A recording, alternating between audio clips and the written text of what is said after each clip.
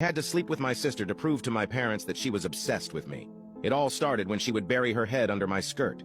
She kept challenging me to climb an old treehouse, which I finally did, only to realize she could see up my skirt as I climbed. I screamed at her to stop looking, and she acted like I was disgusting for thinking she was looking. The whole situation was super weird, so I just let it go and never mentioned it again. A few months later, I caught her looking at my photos on my phone. Of course, a big fight happened, and my parents got involved. She told them she was trying to delete an ugly photo I had taken of her somehow.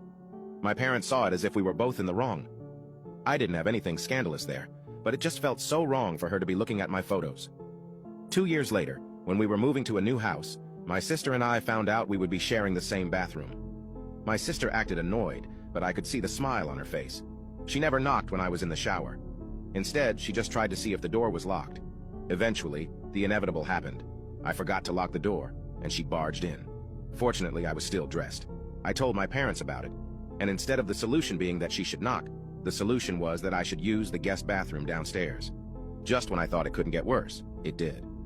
A few nights ago, after a family barbecue, I went back to my room and noticed that the pants I had changed out of before everyone arrived were out of the laundry basket and on the floor. When I got up to do the laundry the next morning, I realized that the underwear I was wearing with those pants was missing.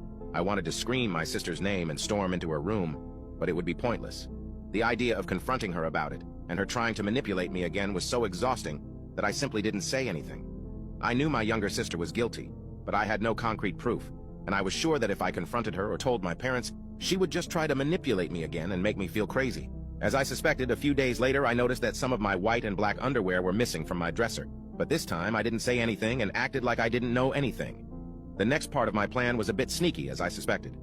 A few days later, I noticed that some of the white and black underwear were missing from my dresser, but this time I didn't say anything and acted like I didn't know anything. The next part of my plan was a bit sneaky.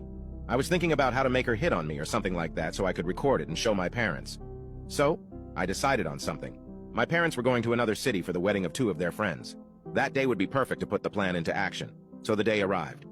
I thought of all the ways to provoke her, and the most effective way I found was to pretend I was using the bathroom and stay inside wearing only the bottom of my bikini, waiting for her to barge in as she always did.